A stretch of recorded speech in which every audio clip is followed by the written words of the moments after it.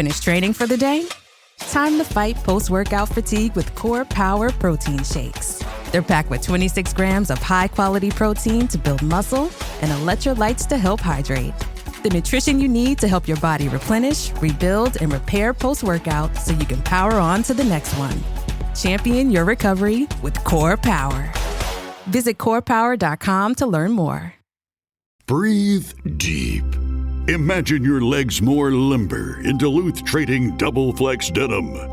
Envision euphorically squatting for that can of suds, bending for your toolbox in a state of bliss, lunging for your laser level on a whole new level.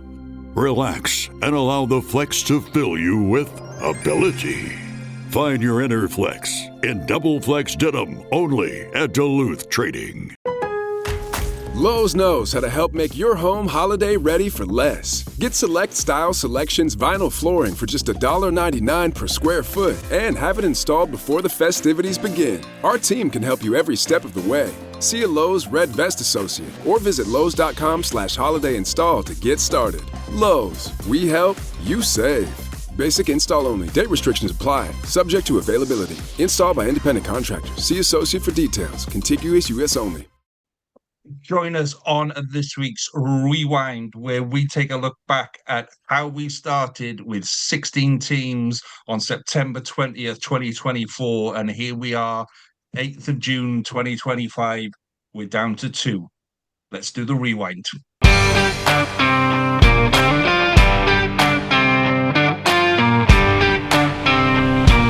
You're listening to United Rugby Rewind.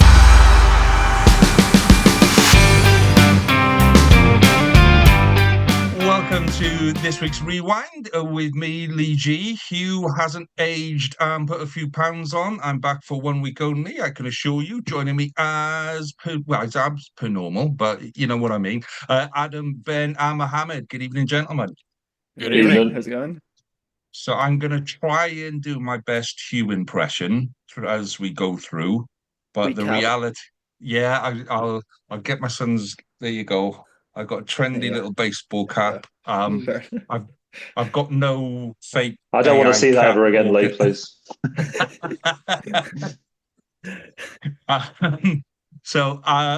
It's I mean, Hugh does look like a strange love child of mine, but I can assure you that he isn't. So let's crack straight in. Oh, Hugh's on holiday, by the way. That's why he's not here. He's testing the strength of his budgie smugglers in Spain somewhere by now. So let's start with some rugby because it was a pretty big weekend last weekend. So semi-finals, Leinster Glasgow. I mean, in theory, that's the Northern Hemisphere powerhouses. So who wants to kick off on Leinster Glasgow and how much we all love Leinster? Let's go to Adam and let's ask Adam how much we all love how well Leinster played in that game. I think I messaged at full time. It's just a Leinster performance, wasn't it? Sort of the way that they played, I found it just dead. Like, you can only watch a couple of Leinster games and you can see all of them. They've just got that winning down to that fine line of, yeah, we are very good and we will just keep going and going. And then they scored all their points by about the 57th minute. And they just know that Glasgow just weren't going to do much with it, bar in the last 10 or so minutes when Dobby and Tuipulotu scored. I just think for Leinster, it's one of those where they're trying to put everything into it now. I think Ryan Baird mentioned in an interview how he knows how much Leinster are not very liked. And they're sort of using that as a way to push on. However, I think it would make it all the more ironic because of how just like how much they spend on their team. Like, it's not even like we as Ireland fans go out to hate Leinster. It's just that they're really this game proved something to all of us. The fact how much funding they get put in, how everything has worked so well, how much they dominated a very good Glasgow team. A Glasgow team last week who I said could have put in a shock against Leinster. And then from the second minute, Sheehan scored. and from there it just went on. Also, as well, something that I need to mention about the game. Yes, Leinster were very good. The stats were very much in their favour. 70% territory, about near enough even, give or take 20 tackles on Leinster and Glasgow for the number of tackles. Um, I just want to mention how Prendergast didn't make any conversion kicks in between the first try and I think it was the Osborne try in the 53rd minute. I when watching the game, I don't think I've just realized, because it's very much at the minute for an Ireland fan. You've got these two flight halves in Crawley and Prendergast, and every time they miss a kick, you hear about it so much online. Notably Crawley if he misses rather than Prendergast, but I just sort of heard nothing really. In the Aviva Stadium, it's really weird how the wind travels. It sort of swirls. It swirls because of that sort of dome. Like, it's not even a dome. It's sort of like a half open toilet seat. It sort of goes like that. But yeah, the it just sort of swirls, and it just is a nuisance for kickers. But you would expect kicking to be a bit better than that. And then at the end, I'm pretty sure it just sort of opened up and just started raining as well. So, at the end of the day, it was one of those Leinster wins that it's not going to be one of those that is necessarily talked about as one of their classics. It would be if they won the URC, they would talk about it a lot. However, it's all the pressures on them, and all the balls are in their court now. Quite literally, they're going to Croke Park. They're going to try and sell it out. I don't think it's going to happen, but it's just a weird one. I think Leinster do everything well, bar possibly lineouts this season. Lineouts really let them down this season as well. But yeah, I think, as I said, it's one of those typical Leinster performances. Prendergast played well by the kicks, and Jody Barrett played very well as well. You know, that's just a Leinster sum up of the season, to be fair. Prendergast actually make any tackles at all? I Yeah, read a stat yesterday. He was at 0%. I don't know if that finished at 0%, but he was at 0% midway through the let's second half, I think. let's have a look if I can find it.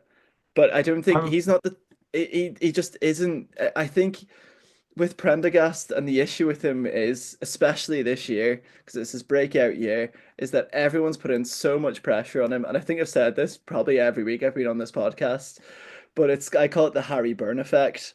We're gonna have some random Leinster fly half come out next year who they're gonna say is the next big thing, and then he can't do something like kick or pass, and then that's how he gets shuffled down the pecking order. I think Prendergast really needs that defensive shock, and I think he's going to get that against Georgia in the summer, and that's what we need, to roughen him up a little bit. But his tackling is pretty lackluster.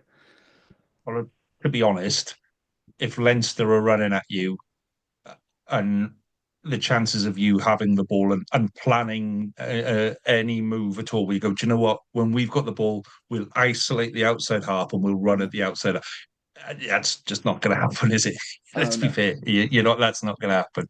So, not at all. but Ben, from an Irish, from a Scottish point of view, then, I know you're best friends with Glasgow, because apparently you don't do rivalry between Edinburgh and Glasgow. You all just snuggle down in the same little bed and go, "Oh, we love each other." So, how did you view that game, mate? I think as soon as Hector Venter took the kickoff and went into contact and penalty was given, I was like, what was that? 30 seconds in, I was like, I think that's probably it. Glasgow just weren't set up for it, and I think there was two players I was particularly disappointed with. I don't think it's come to a surprise to any of you, but George Horn and Adam Hastings did not have good games yesterday whatsoever. Hastings was hooked at half time. TJ moved to 10. Stafford Waddell came in to go into the centre partnership with Tuipulotu.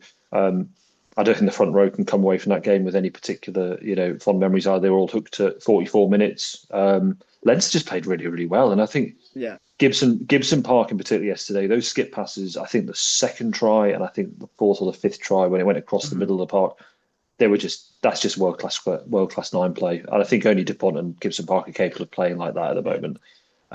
Without Gibson Park, I think Leinster would have probably struggled a bit more yesterday. But Dan Sheehan again, a hooker, incredible player. Like he's up there, probably best hooker in the world right now. Yeah. Take nothing away from Leinster, they played very, very well yesterday. Glasgow just didn't show up, whether it was part Leinster, just grind them down, which is their kind of modus operandi. But Glasgow just kind of rabbit in the headlights. They'd had a real opportunity yesterday. There was a lot of players missing yesterday. Doris van der Fleer, Ringrose Henshaw, Hugo Keenan. They're all sort of up there watching in the gods in a sparsely populated Aviva Stadium, which I'm sure we can talk about the atmosphere later in comparison to Loftus. But Glasgow I think they missed out on an opportunity yesterday. I think Hugh Jones, and I did say this last week, without Hugh Jones, that midfield pairing doesn't work as well.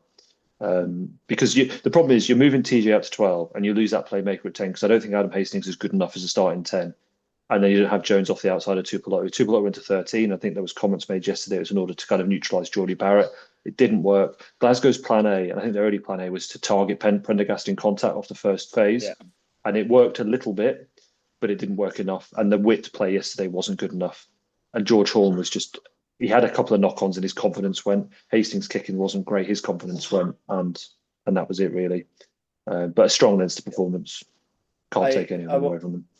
Oh no, I do like to slag Leinster a lot, and some of the comments would be like, oh, Adam's bashing Leinster again. But I think the biggest compliment I can probably give them is the fact that I would call it a typical boring Leinster position, because they did just drive them down. And as you said, Ben, first 30 seconds penalty, that was in their head, 1-0 them in the middle, in the Battle of the Minds. Sheehan goes over in the second minute, and you just know, here we go, this is going to happen. Everyone knows what's going to happen. It doesn't matter what type of setup they have. They just produce Ireland players. It's just easy work. But Gibson Park is one of the best scrum halves in the world, and also Sheehan is one of the best hookers in the world. And those are two players in the modern game where they're vital. Sheehan is almost like having 2 or 3 back rows on the pitch at the same time, how much workload he does and how quick he is and how he runs off the back and runs into contact as well. It's just typical Leinster fashion. It's just whether or not they can go into next week with the same oomph, with a very big balls pack in front of them that could target Prendergast. Do you know what I mean? There is that sort of pressure on Prendergast now. It's that pressure on Leinster, as I said. I'm going to probably repeat it through. I think the ball is in Leinster's court, and they've been in this position before. So, I think if Hanukkah makes it or not, because I think there's question marks over him, I think he's the player that the Bulls would be highlighting to target. I can see you shaking your head, Mohammed, but I think he would the player you'd have kind of, number one target for Prendergast to make contact with. But if he's going to be out, I think he's going to be a big loss, a very big loss for the Bulls next weekend. Yeah, I haven't seen any reports, but it looked bad when he went off which is also an issue for our test team, because he was just about to break through. He was about to break through last season. He also got hurt. From a neutral perspective, I was hoping for a slightly more competitive game. Leinster obviously scored early, but then Glasgow came back with that nice little kick through, and we thought, okay, yeah, here we go. But then, game wasn't as interesting for me from that perspective. So you guys touched on most of the notes that I had. I was like, atmosphere in the stadium was better than last week. However, it was still not so great. TJ had a good game. Tom Jordan, if anyone's wondering, had a good game, but still couldn't really impose himself. Pendergrass's defense, bad again. What's interesting for me is that as a South African supporter, I actually don't dislike Leinster. I do admire them a lot, just like I admire Toulon and a handful of other French teams. Exactly how Leinster got to the point that they are so dominant, I think I need to do more research, and you guys can inform me. So I've been seeing different sort of breakdowns as it relates to that, especially on social media sort of message boards and stuff like that.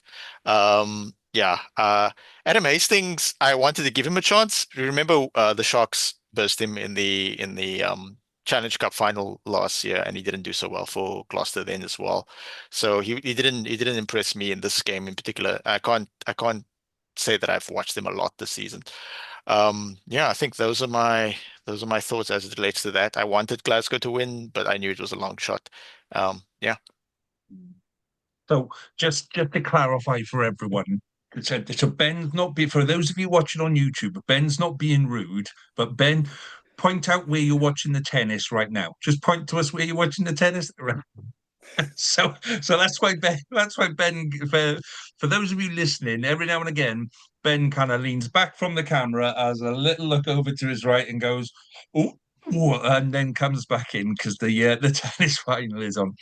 So yeah, I mean, for me as a neutral as well, I say I watched the first 10 minutes and I thought, hello, this could be tasty. This could be a bit ding dong. This is what you want from big games. You want that back and forth. You want 10 bells knocked out of each other, and then the rest of the game did just fall a little bit flat. There were moments of okay, that yeah, I like that. That's tidy, but if you were having a cup of tea, you're not spitting your tea out anywhere, just and shouting and stuff. It was just. So I know it's a very Leinster way of playing. I think everyone else needs to work out how to beat boring rugby. I think that's our Uh, jobs now as yeah. competitors. Well, it's sort of I'm sure if you're an actual Leinster supporter, this game was fantastic because when Sharks roll over teams, I enjoy every 80 minute of it. So, but for yeah. everyone else, I don't think it was such a entertaining I afternoon. I think like if Leinster played more entertaining rugby, they'd be able to sell out the Aviva. Do you know what I mean? Like for the armchair fan, I reckon if it's sort of like the issue that the Ireland rugby team are having at the moment. I think if they were playing more entertaining rugby, when you think of like the really successful like rich teams in Europe come by, like your Toulons when they sort of first broke through with all the money, they had amazing away support that would have rivaled everyone, but they would have only been like a season or two like in the spotlight because they played exciting rugby. I think Leinster just it's cohesion. To bring back one of Caelan's words, it's cohesion ball, and the way that it's the way that rugby is going to get played now. It's sort of like that they say that Pep Guardiola's ruined football. It's the same with sort of the way the Leinster tactic is going, hide the ball under your shirt and just shovel and shovel and shovel and shovel. You're gonna get 5 points at some point. You're not gonna get seven with Prendergast kicking, but you shovel and you shovel and you shovel. Unfortunately, I'm old enough to still be. I was playing the game when we literally had a penalty move where remember we used to have a line of three way back in the 80s, and the first man would catch a ball, he passed it to the second one, and the second one would literally stick it up his jumper. And then everyone would disappear and everyone would go, where's the ball? And then you take it out and pass it. So sticking it up your jumper genuinely used to be a tactic that was I think we only got penalized a couple of times for it, but it was good fun. So sometimes sticking it up your jumper can be good fun. But I think I think the go thing ahead, that Ben. surprises me, like this is Leinster's, correct me wrong, but it's certainly their fourth semi-final in a row. Obviously, the first three they lost, and they've not won a trophy in 4 years. Why are the fans not turning up? It's probably because they haven't won a trophy in four But it years doesn't make because sense. it doesn't make sense. Like they signed Jordy Barrett, and that's probably the trophy that they're going to get. But I have like something on Blue Sky lined up if they lose it that Scott Barrett would win a URC with Connacht. So it's just for Leinster fans. I also saw like it could have been I don't know how many home games they've had in a row, and I don't know if it's due to the URC scheduling, but when you think about it, it was the quarterfinal 2 weeks in between the quarterfinal. It wasn't even 2 weeks. It was like 2 weeks between like the last 3 weeks it's been quarterfinal, semi-final, final, all three in Dublin. Dublin's not not that cheap of a place, but you would Mm. think that the Leinster fans would pack it out, or they would have like this drive, even to get like mini rugby teams in the stadium packing it out, some type of rugby, actually go into the community and do it. But it's really confusing. But I think it's almost like a victim of their almost success, but non-success. Because they're not guaranteed a trophy on the weekend, they won't sell it out. And I think it's possibly poor scheduling on the URC part, and I think it's also that sort of timid sort of stress about the Lions tour coming up and also being in the Aviva and getting that pitch like spick and span for that. But Well, you it's know, 6 days between the final and the opening test, isn't it? Well, not the opening test, but the first game of the yeah, tour and before they tour against Argentina on the Friday, isn't it? it So, yeah. yeah, it's the same with the Premiership final as well, and the top 14 finals even after that. So, Top 14 you know, finals the week it's a week after after. the Yeah, first Lions game because they only go into their 3 versus 6, 4 versus 5 next weekend, don't they? So yeah, theirs is yeah, what 26th of June, 27th of June. It'll be their yeah. final. So Yeah, so it's yeah, in around then. So, they've yeah, got it's a pretty weird, tight schedule, and I think the Lions tour being slapped in there as well doesn't really help the breathability of fans, because I think the tickets start from like €20 for the final. I think when I went, it was about €25, Ulster versus Leinster, and you got your own seat ticket, but it was that sparsely. You just sat where you could move wanted. around. Yeah, Yeah, you just sat where you wanted. It was just a bit of a weird one, but I thought, the RDS redevelopment doesn't help it either. So, mm. Mohammed, I just want to bring it back to you for a second, right? So, as a South African, was there anything on that pitch yesterday that you looked at that you thought, do you know what, the Bulls need to be worried, or any South African team need to be worried about what's happening here today? Was there anything there that you think, oof, that could play on a weakness? Yeah, a couple of things, especially Dan Sheehan is pretty good. I wasn't actually before the season exactly quite aware. I think I rate Kelleher, but I didn't realize Sheehan was that good. I think it's going to be tough for the Bulls next week because it's such a short turnaround. They have to fly across. They did have quite a interesting sort of energy sapping game against the Sharks. We'll get to it later. So, but there's holes. So my feeling right now is it's 60-40 to Leinster in terms of they're favorites against the Bulls, but they're not huge favorites. The Bulls will target certain things and they'll be on their players in terms of rest protocol and traveling and stuff like that. So, I mean, Snyman coming off the bench. I think it would be incredibly interesting to see what the Bulls pack can do, having flown over against the Leinster pack. Yeah. So, and then from a Glasgow's perspective, I am a bit concerned as to like, will we see them in a URC and or EPCR semi-final with all the changes coming through? And sort of like the restructuring of the team. Because I mean, they're losing a bunch of guys who are not Scottish qualified, but they're also losing TJ to the Premier League. So there's that issue. So Well, the view in Wales yesterday, just to round up on Glasgow, the view in Wales was up until then if Franco was going to come and be the new Welsh coach, which is why we all believed that the announcement had been delayed and delayed and delayed because he's got another week. Um, the feeling on social media, certainly on Saturday, was maybe that's not what we actually need for an international coach. So, yeah, it will be interesting to see where Glasgow go with all of that on there. So, yeah, okay. So Leinster through to the final, quite convincing, 37-19.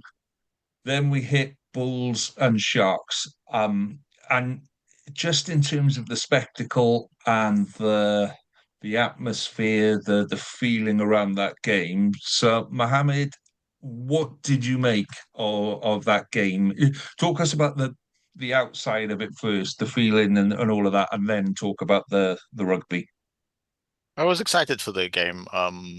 I felt like we were underdogs, but we could maybe pull something off.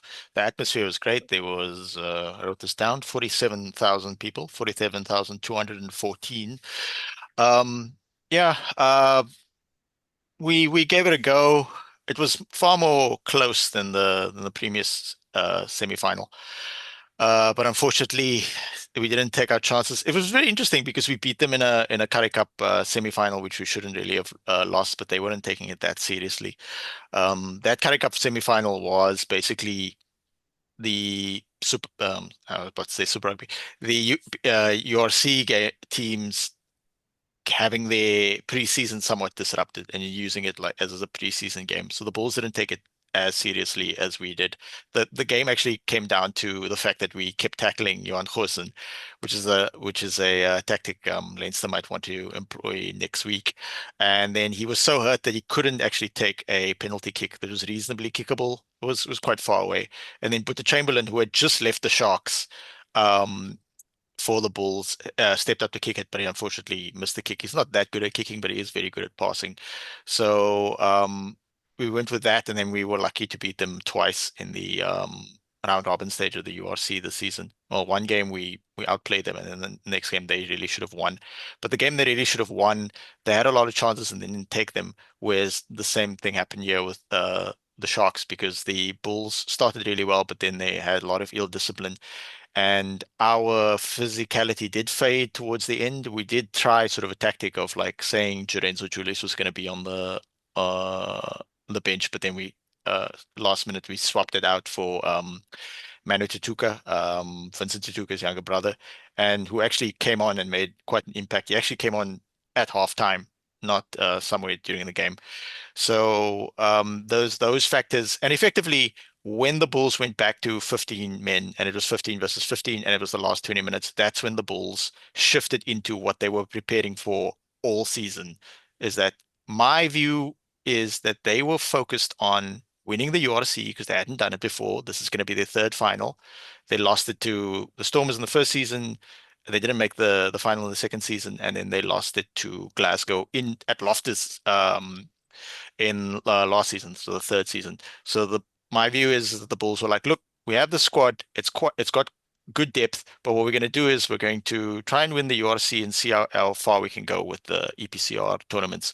And it worked out for them because they're peaking at the right time. And that last 20 minutes is the fruition of all their preparation. They want to do that. And they're not even playing like boring 10-man old style Bulls, Heineken Meyer rugby. They're actually playing where they take the contact and they offload, and they're a really good team. And what excites me is that this final, as much as I wanted the Sharks to get to the final, this final is the best two teams in the tournament from my perspective. 100%. It's the finalists that should be there, really. Based on their performance throughout the season. Yeah. So, Mohammed, quick question: what did you make of Andrew Brace? Because obviously they were down to 13, and then went back to 40, and then went back down to 13 again. That sort of 32 to 40-minute period. Andrew Brace. I'm not going to criticise him, but I'm just interested in your view on. He looked like he was going to give a penalty try, and then he didn't. It looked like the touch judge had a word with him and say he's not close enough to the line, because he looked like he was about to run under the post. He turned to go towards the post, then he didn't, and he just gave the penalty advantage. And that was when they were 13 men at that point. Did you have a view on that at all? Because I thought that was interesting. It's like he'd had his mind changed by his assistant. Yeah, that was a bit of a contentious issue, but I sort of swept it away. I was just like, let's just stay focused and keep playing. These things happen. Similar to how we drew with Munster last week, we had opportunities to finish the game off, and the Sharks in general had opportunities to get back into this game. So the referee might have made a sort of contentious decision there, but similar to when we lost to the Stormers in Cape Town, the referee had one sort of contentious decision there at a ruck time, but then people were complaining on the message boards about it. But I was thinking like we had 3 other opportunities to actually finish the game off. The Sharks are going to have to regroup now from a Sharks perspective. We had a good season from my perspective, not maybe because of how many Springboks we have, what people expect of us, and we've struggled with execution. So we're going to have to see what we can do there in terms of maybe changing the coaching staff, maybe bringing Johan Ackerman in, sort of a different voice, that type of thing, or sticking with it and maybe blooding some guys that can make an impact in the Currie Cup. Because I mean, like arguably, our best player was Ethan Hooker this season, and then Apelele Fase, he's played really well. I am deeply concerned about one of my all-time favorite players, Lucanio Am. His form hasn't been great. Andre Esterhuizen has played quite well for us since he got back from England. The thing is that Andre Esterhuizen left, and he was a very two-dimensional player, and he's come back from Harlequins, and he's got a lot more skills and stuff like that. So I wish the Bulls good luck. Kanan Moodley again, excellent shooting out the line, shutting down our attacks and stuff. The Bulls put us under pressure a lot with their scrum, and we held on to an extent. There was actually a highlight package that I watched just before we started recording from Supersport of like all the scrums. So we didn't get annihilated in the scrum, but we were definitely under pressure. Also, one interesting factor is that Dion Slabber was on the bench for us, but he is from the Pumas and he was on loan to a URC team. First, he was on loan at the Bulls, so he actually played definitely an EPCR game. I don't know about the URC game for the Bulls. So he was not on the losing side. So I wonder how he's feeling about. Well, it wasn't his decision. I think the Bulls had him in as injury cover, and then when they didn't quite need him anymore, he then decided, okay, I'll go to the Sharks because they probably will need me. And he was able to play.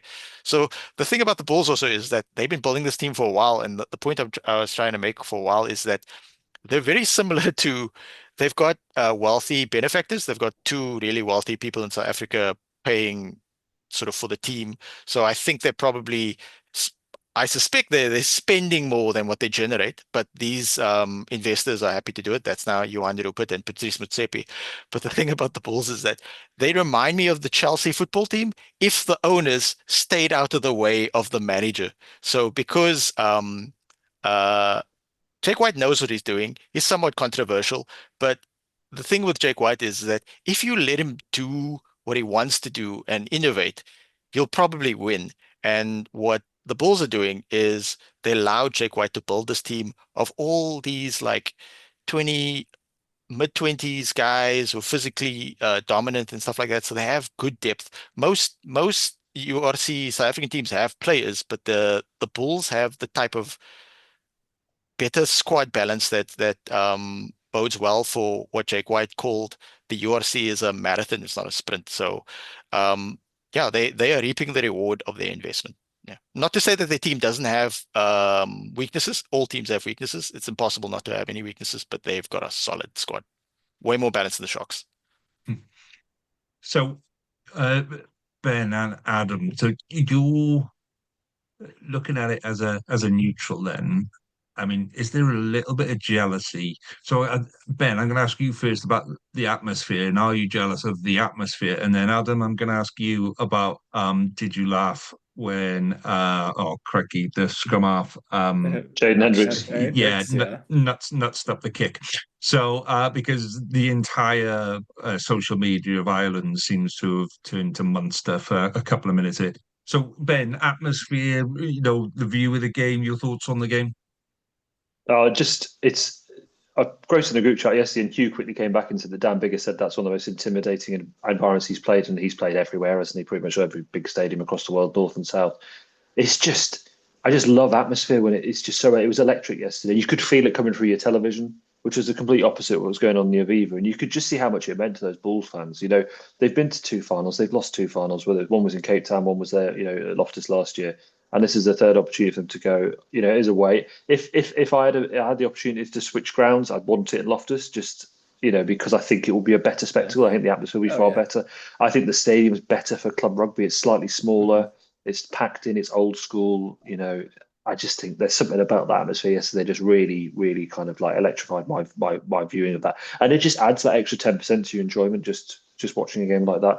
The spectacle, the fireworks, the fans going mad, the players celebrating. It just didn't. I mean, even Dan Sheehan yesterday scoring his tries for Leinster, there was a bit of a fist pump and an arm kind of like, in the air, but that was about it. It just didn't feel like, it just felt like very much like just a routine win, whereas that semi-final yesterday between the Bulls and the Sharks, it seemed like everything was left out on the pitch. And David Creel's try, to obviously get it outside of reach and distance of the Sharks yesterday was a fantastic, kind of phase play, sort of 65th minute, I think, wasn't it? And Willie LaRue, I bang on about him, but I feel like he's been playing forever. I did look him up yesterday. He's in line for his 100th cap this summer. He's been a Springbok since 2013, and he just seems to get better every year. He's vintage now. He's like a good bottle of wine that's been left in the cellar for 15 years. He just comes in terms of, he doesn't seem to make. I think he made one kick to touch, outside the 22 yesterday on, but he is just a stalwart of a fullback, and I just absolutely love him. He's just a fantastic player. I really enjoy watching him, and I think I think he's one of the keys for the Bulls next week, and it's how he plays. He was the reason the Bulls beat Leinster in the semi-final last year. It was LaRue's kicking that won that game for them. it'd be interesting to see if he, kind of adopts that same role next week in Dublin. But go on then, Adam. So tell us how much for a couple of minutes the whole of Ireland turned Yeah. red. I've never felt so stand up and fight in my life. It was sort of like one of those slips, and you went, "Oh yes!" And then you sort of like it Instant. was like after last week, it's just saying, oh, rugby needs that. Rugby also needed that as well. It was sort of like the yin and yang effect, wasn't it? It was sort of like, balance now. It's grand. No one's ever going to talk about it again because I'm sure we Well, and won't it talk. led to a try. That was the main thing. It led to a try. Oh yeah, it led to a A try. brilliant, a But brilliant try. A lot of work to do, but it was a fantastic try. it was a very good try, but to like sort of like touch on the sort of atmosphere, Leinster's game sort of reminded me of Pro 12 of old. Pro 12, and it was the Rabba Direct Pro 12. It wasn't even like the Guinness Pro 12. Rabba Direct Pro 12, and it was like a random Friday night, and it was sort of you could have expected rain, but in South Africa, it felt like the URC. Like, do you know what I mean? Like the URC, it has to be that spectacle. It has to have that sort of oomph, that flair to it.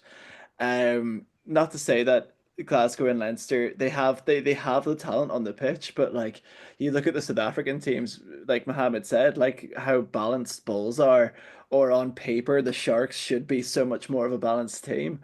You've got stories there. You've got the Sharks that were always sort of beating teams in the second half, and as their luck probably ran out in the semi-final. You've got the Bulls, who I thought throughout the season they would probably be my favorites to win it. Whereas it's in Dublin next week. We don't know with the traveling, but it felt like that's what the URC needs to be, and that's what almost we need to, as I think all of the teams in Ireland need to focus on now, is to get that atmosphere back, and get that sort of excitement back about the league, and also rugby in general, because it's gone way too corporate now, and I think that corporateness is shown through Leinster's success, yet their attendance is dwindling. So, I Yeah. think that's the route to take. I think the disappointing thing with attendances in South Africa is they're great against other South African teams, and then from my point of view, Scarlets turned up and it felt like they were two grannies and a pie cellar.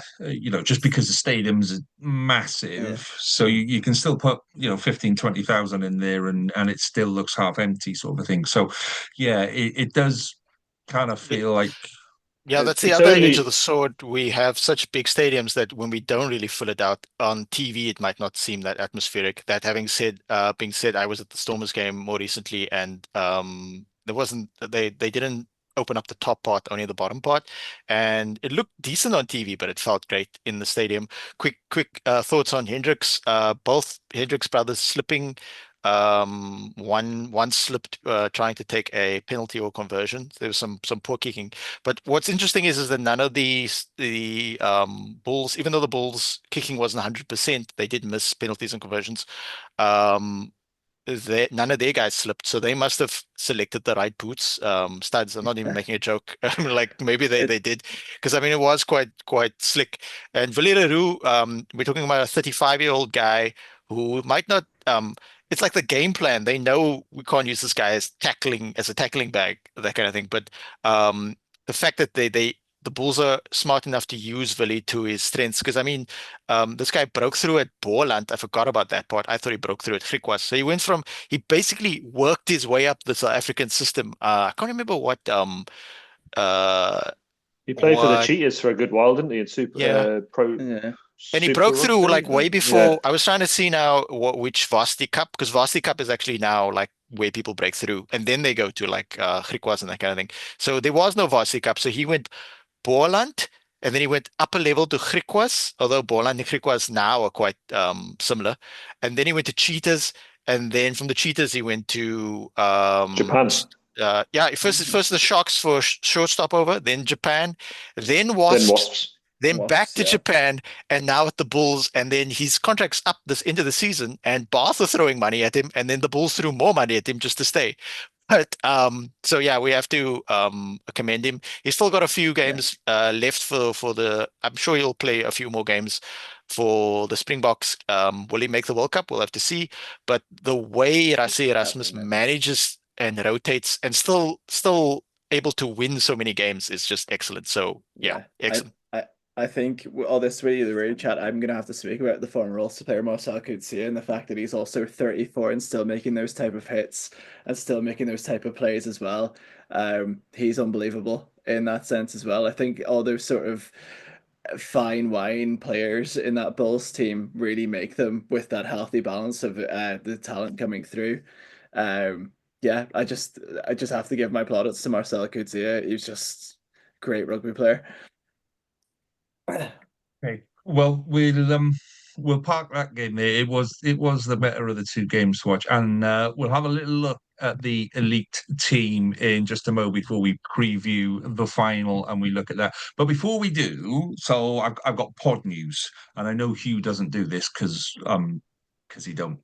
So I just wanted to let everyone know we are as a pod, and there's some new podcasts to listen to and a couple of new podcasts to come.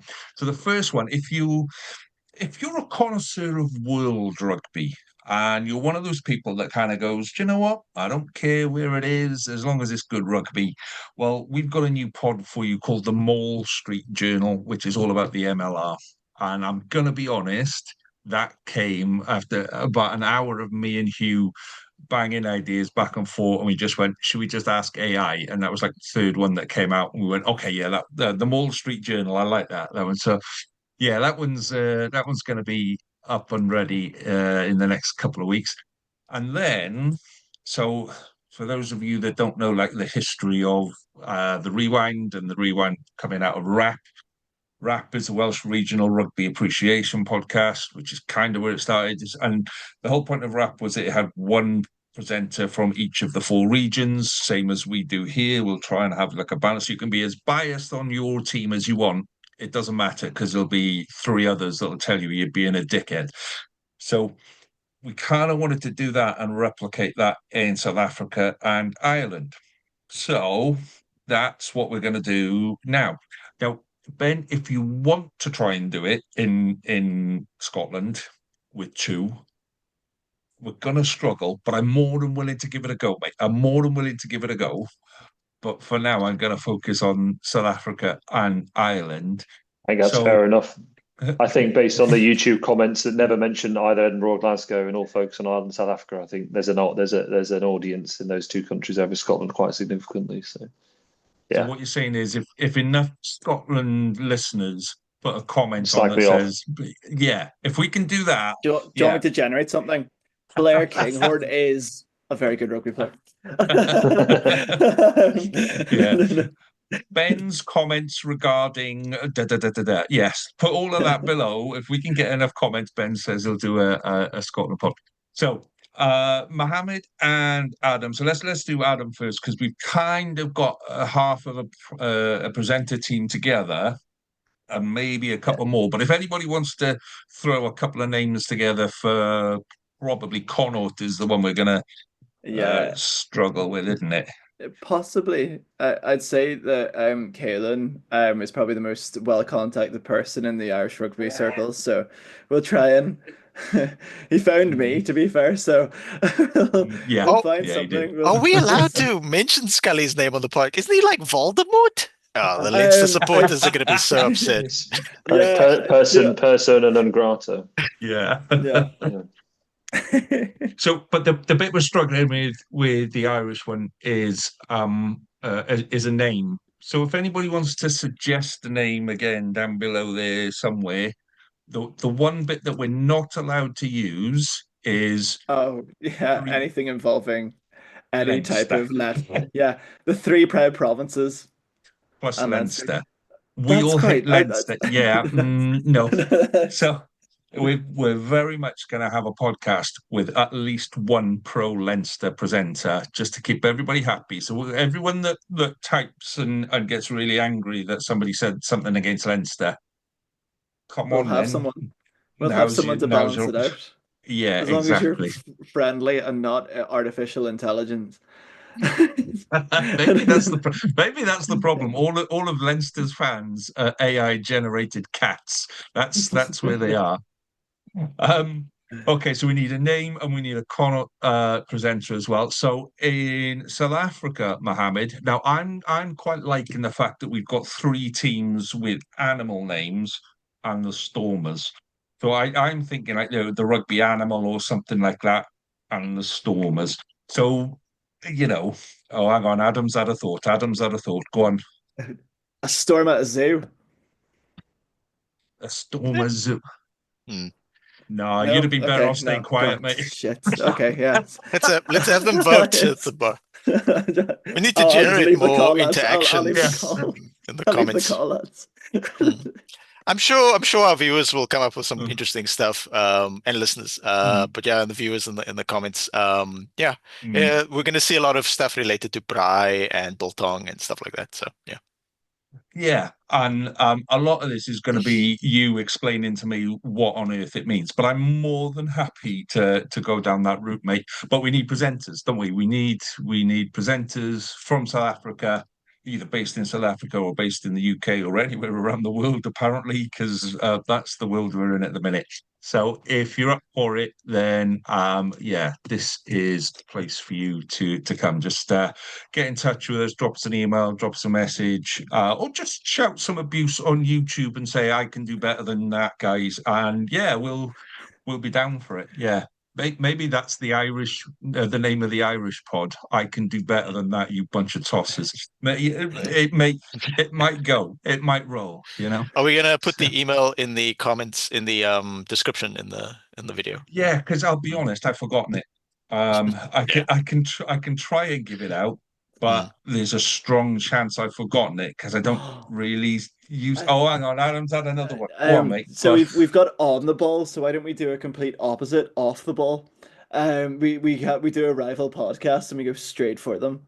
I think that's what we should go. I'm looking at you, Brian O'Driscoll. Fantastic.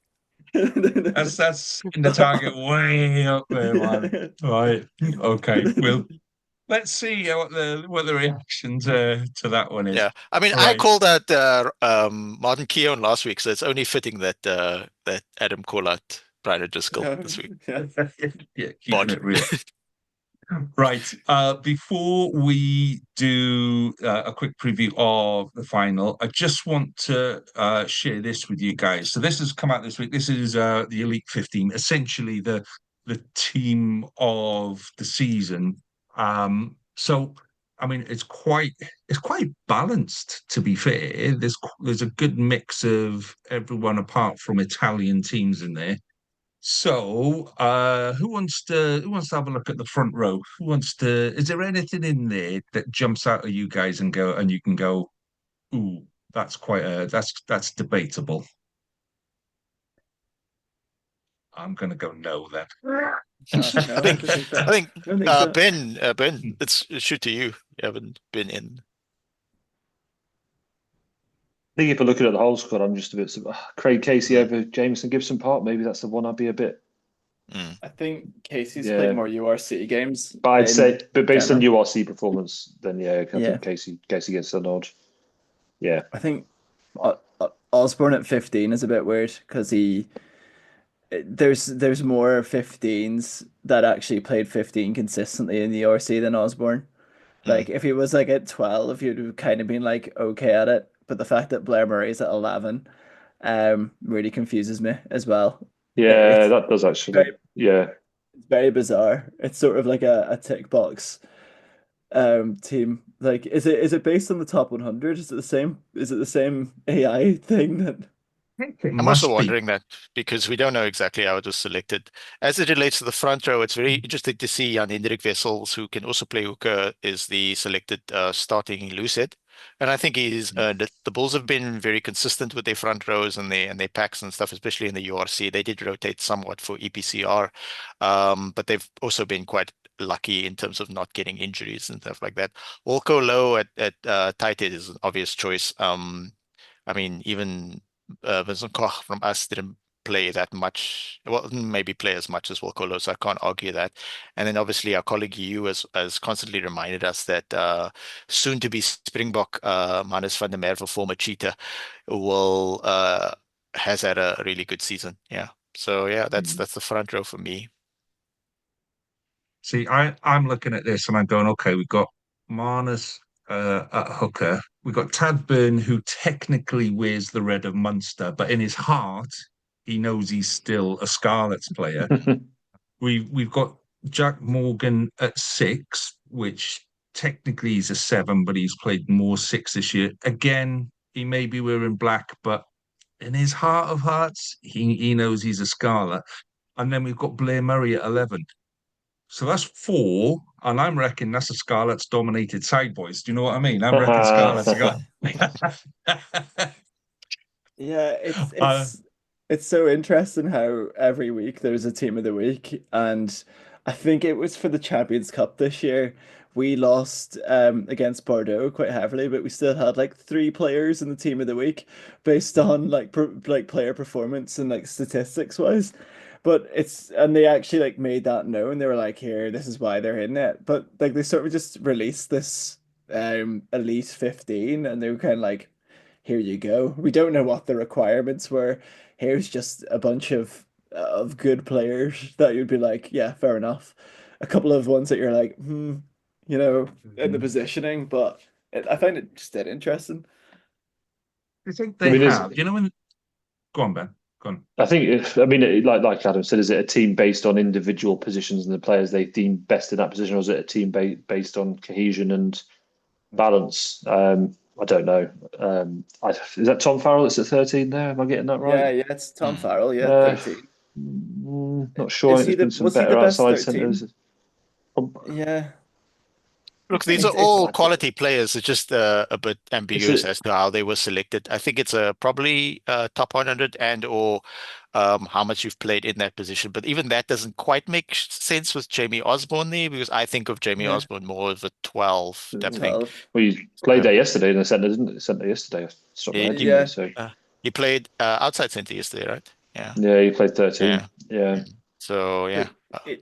Having a utility back like that and sticking him in at 15 when he's played more at centre, you'd think that he could probably push into that Tom Farrell position. You have Blair Murray there, stick him at 15, and then you have a winger space open, for an actual winger that's played quite well. And I'm not saying this because I'm an Ulster fan, but Jacob Stockdale this year has had a very good year. I just had you're not getting any Ulster players in that team this season. No, I know that. Yeah. The Sharks made the semi-final. We only got 1 player. I know. Exactly. Yeah, it is. But it's fair. None of our team selection was all over the place. So yeah. So I've got a random kind of completely different way that I think they've chosen this. I think they've just gone through all of the photos that they've done at the start of the season. So these are obviously the photos that they've done at the start of the season. And they've gone, let's just find who's got the weirdest right arm.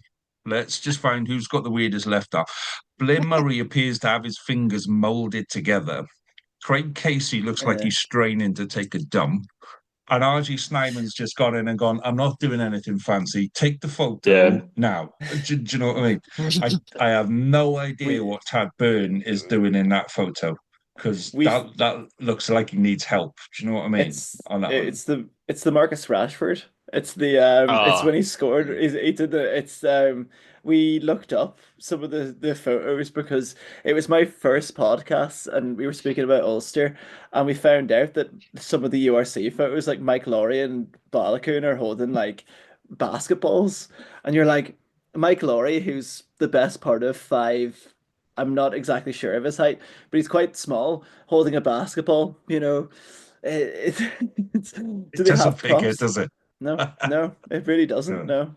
All right. Well, I'm no doubt next week when Hugh is back, he will have a serious look at that, and Hugh will have a full understanding of where all of that information has come from, and he will completely justify why every one of those players are in there. But I just prefer to take the mickey for a couple of minutes. So let's let's look at the final then. Let's run up by looking at the final. Leinster and Bulls. They say Croke Park. So what's the capacity in Croke Park, Adam? Oh, hold on, I had it up on one of my 70? things. It was like 80. It's 80, I'm pretty sure. I Yeah, think you it's might be hold on. right. I'll look up because they've got a lot of just space. It's the Gaelic football, the National Gaelic Football stadium. So, if you don't know your rugby in Ireland, during the Lansdowne redevelopment, Croke Park was used as the Irish rugby headquarters, which was very big because it's the home of the Gaelic games. It's at 82,300 the capacity. And England, of course, played there. They played God Save the Queen, which was massive because, as I said, the Gaelic Football Association. It's got a very big emphasis in Irish rugby history due to what they would call like it not being a Gaelic football game. But yeah, 82,300. I'd say they're probably using it because they want the Aviva pitch to rest for a little bit before the Lions match next week. Adam, could I Um, just jump in on the politics of it? Mary yeah, McAleese, obviously the Irish president, wasn't she? Like yeah, late 90s, early 90s. And I remember Queen Elizabeth came over for a state visit, 2010, 2011, off the top of my head. yeah. And it was very political and it ended up being a success. But she went to Croke Park at the invitation of the GAA, and I know there was a lot of it was Yeah, difficult. It was difficult to Saying it's to such a smooth the political pathway for that. But anyway, it's a very interesting backstory to how pivotal and the history behind oh Croke yeah. Park is to the Republican And movement, I think. Is that fair to say? I think that's it's how it it's feels very anyway. it is all the stands are named after very big prominent figures in Irish history that have fought for the Republic for what it is now. But yeah, I think having it at Croke Park is pretty cool. If they can sell it out, of course we've seen it sold out this year already. I would argue, with the basis of hindsight, would it make more sense putting a Lions game in Croke Park and the final be at the Aviva? Do you know what I mean? It would probably make more sense for that, for the spectacle of it. Um, but yeah, it's a big old stadium, 82,300. Like any team would struggle to sell that out. They're playing an NFL game there, I'm pretty sure as well. It shows how big it could be. But yeah, it's a big old stadium to fill within a week. Very big. think that's the challenge, isn't it? It's a week. Mm. And Yeah. that doesn't give. It, If I was the it, Bulls, I'd be going, "Hey, all of you Ulster, Munster, Connaught fans, come and be a Bulls supporter for a day. We'll give you a I baseball cap or something." Do you know what I mean? yeah, Do you a get free all shirt the Welsh and a region fans handshake. off to the?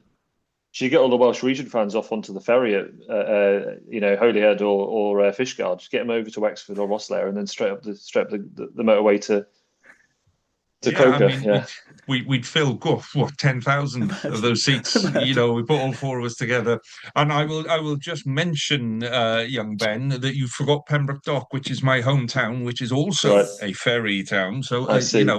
we're I you can see the Irish Independent like headline Leinster call bullshit on fans traveling to URC.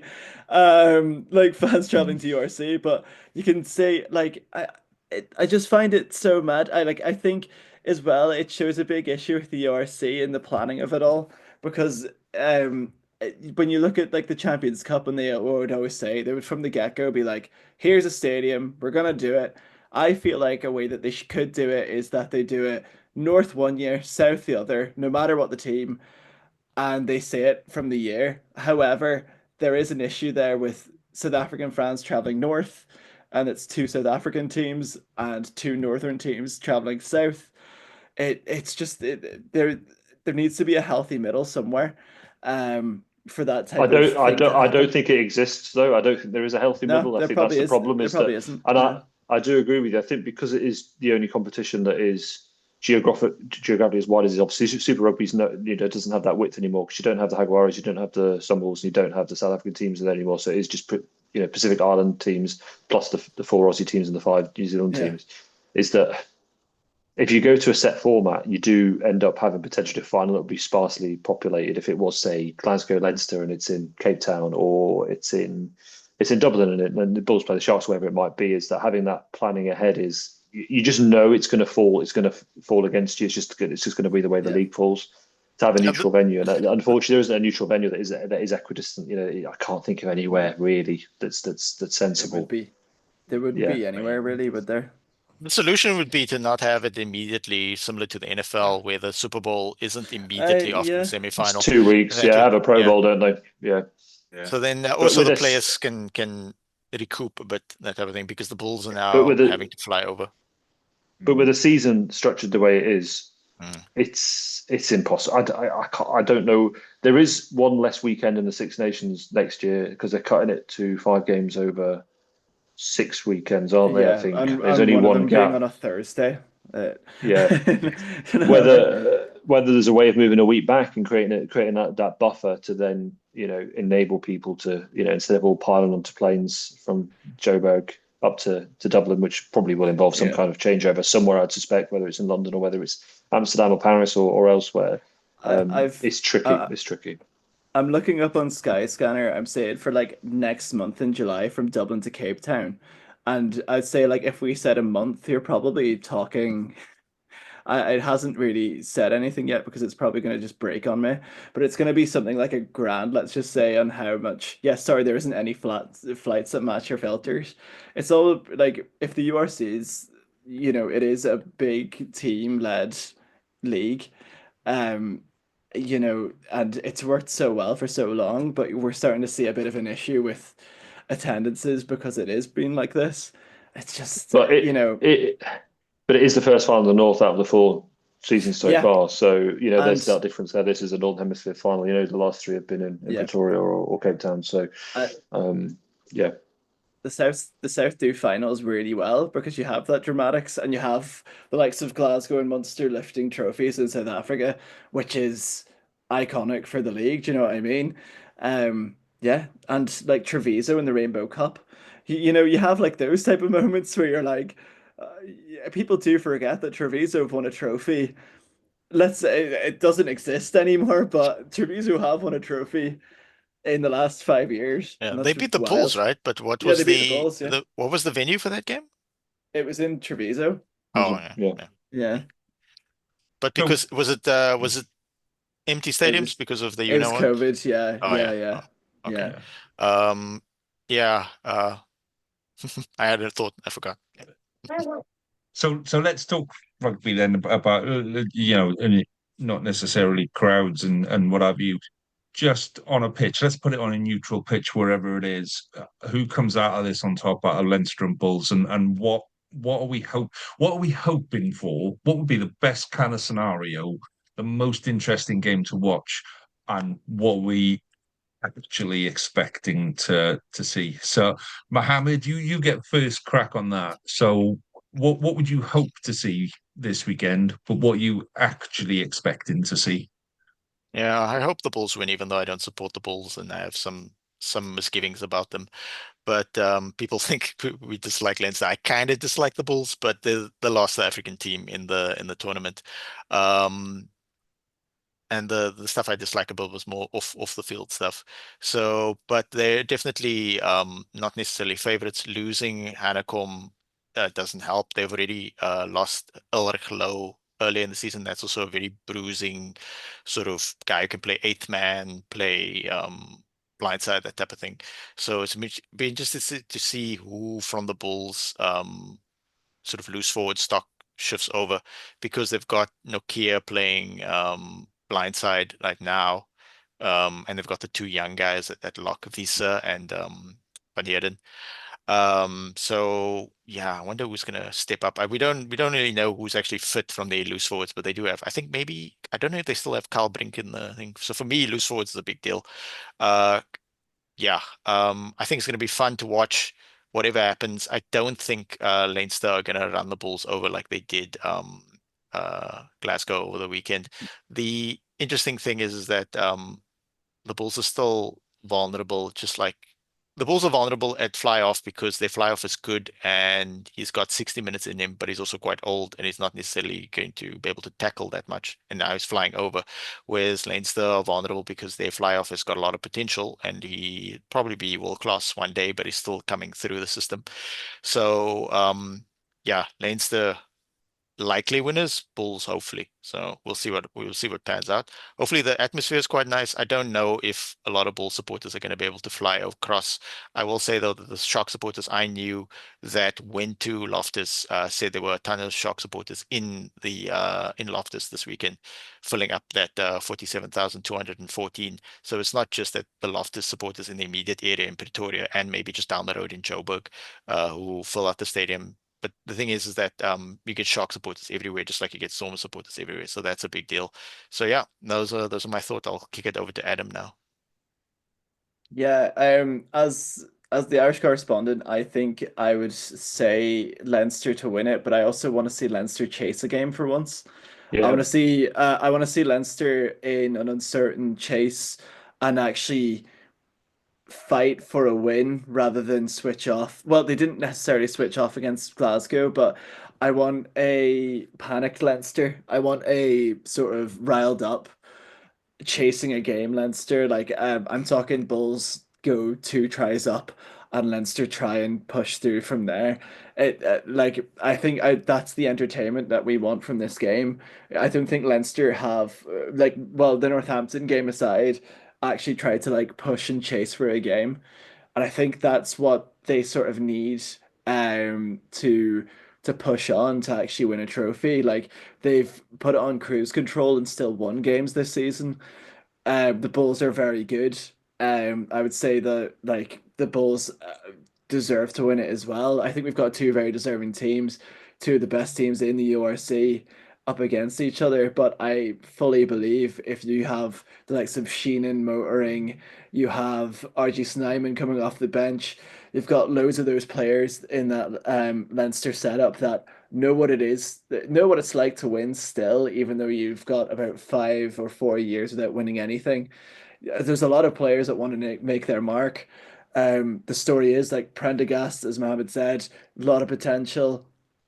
Its tackling is a bit off. Will Balls capitalize on that? That's also a key there. I would have the likes of like Marcel Coetzee in the loose forwards just battering down that door every time. I'd say it'd be a very good game. I want Leinster to chase it, to win it. I wouldn't want a 30 points by half time type of feeling, and I want them to chase the game. I want that to be the drama from it. I'd say Leinster by 10, between 3 and 10, I reckon.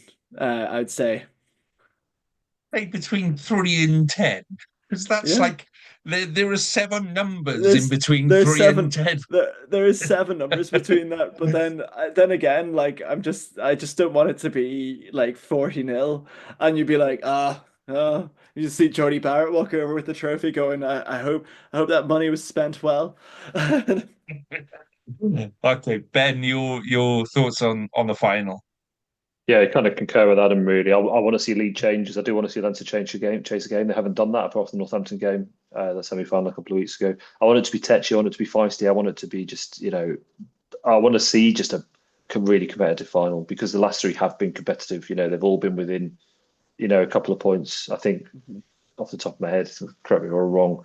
Glasgow obviously, very close because Bulls could nearly won it in the last minute of the last year's final. I just want to see, a game of chess where it plays out and there's different moves that each team are playing and they're front up against each other. I think the Bulls have got the potential to have the measure of Leinster. I think the key for Leinster is Gibson Park at 9. I think if he has a good game, I think Leinster win. If they can target Prendergast in the loose, I think Bulls may win that arm wrestle there. And it depends on if Leinster have any players coming back from yesterday, because I think they've got an entire back line that's out. Three lines are plenty that are out at the moment, and whether the Bulls can use that to advantage. But travelling's always going to be difficult. Leinster got home advantage, but I just want to see an atmosphere. That's it, really. I want to see what happened in Loftus yesterday, just to be replicated. Yeah, to be fair, with Leinster traveling from South Dublin to North Dublin, they're going to that travel. To be fair, there's going to be some Leinster fans going, "Whoa," not to speak ill on North Dublin. My mum is from South Dublin, so I'm gonna have to like push that in. The affluent, more affluent part, to the best of my knowledge, isn't it? I think if you have South Dublin, there's a different view. But yeah. but I'm gonna say Leinster by 5. I think they've just got enough in the tank, and that ability to keep teams at arm's length and home advantage will count for something. It always does. Every game so far has been won by the home team, and I don't think that's going to change next weekend. Now you see that, Adam, not between 0 and 50, yeah, 5. So Yeah, but it'll be I was just fine. sort of like I couldn't think of like a score prediction. I just thought that Leinster would win it, but I wanted it in an entertaining fashion. So between 3 and 10 was my nice estimate. That one is going to stick with me as one of the worst predictions that anyone has ever made.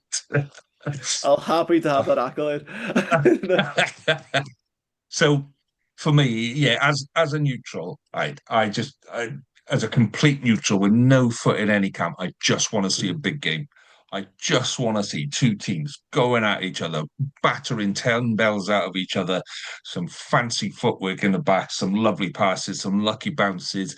It just needs to be intense, and the crowd need to bring that. And that's my concern with this is that like, will that crowd atmosphere, if it's not there, how are the players going to react? I agree with everything that you guys have said. I would love to see Leinster having to really fight, having to really dig in, and the Bulls really putting them to the sword.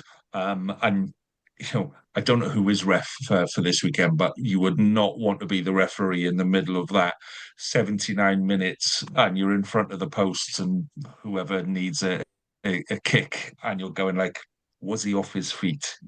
You want to put that kind of pressure on that game where every single second is important. That's what I want to. That's what I want to see. I want to feel part of that game, and I want to feel like, that this is how the season should finish. Yeah. Who do you think is going to get that? Holly Davidson or Adam Jones is going to be one, or Lee Evans would be the three, I would say, because obviously it can't be Andrew Brace. Frank Murphy hasn't refed all year. We had a chat about this. I don't know where Frank Murphy's disappeared to. Chris Busby's obviously, Irish and out of contention. South African refs are not in. Andrea Pardy refed yesterday, so I don't think he'd get it. So I'd say Holly Davidson's in for show. I think she might. I think she'll get it. Yeah, I'd say Holly Davidson definitely has the head for it as well. I'd say the pressure and stuff as well. I'd say she'd referee it very well. That's what I was thinking. As soon as we were saying about the referees, I'd say Holly Davidson's probably going to be the one to do it. And that just she's definitely gone above. Sorry, Lee, go on. No, it throws a really interesting level into it of just how innovative and ahead of the game sometimes the URC is in these in bringing, not just bringing in a token woman referee to do what this is, someone who's actually at the top of the game. And when we talk about who's the best referee for the best game in the season, that's the first name on everybody's lips.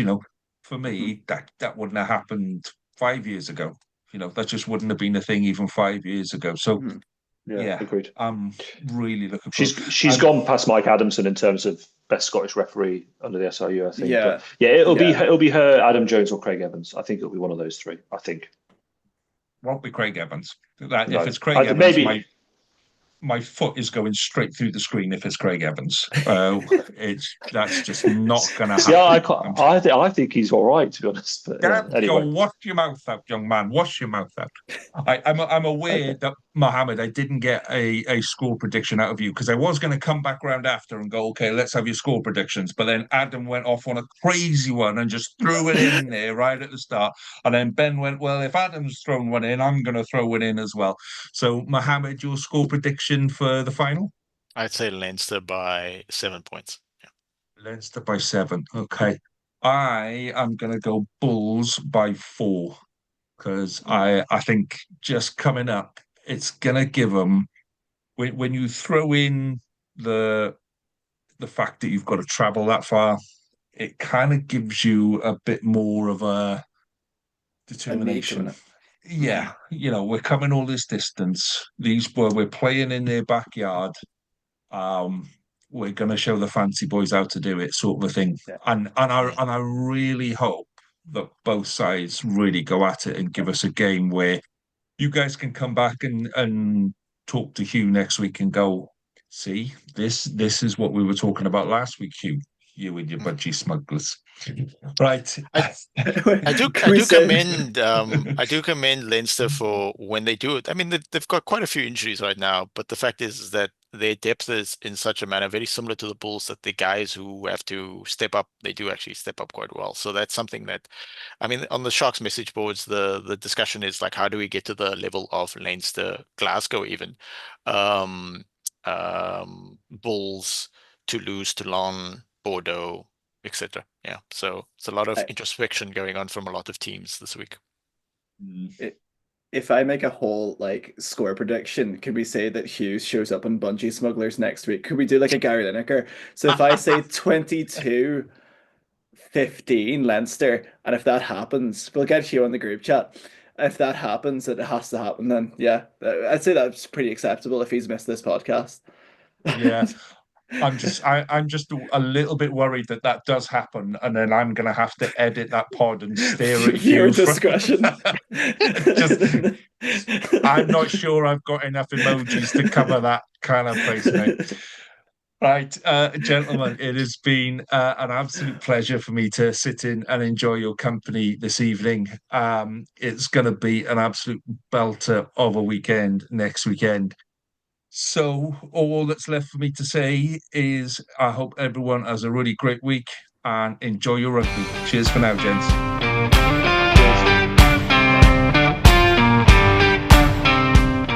That was the United Rugby Rewind. Please rate, review and share us on socials if you can, and join us next week for more of the same. And until then, enjoy your rugby.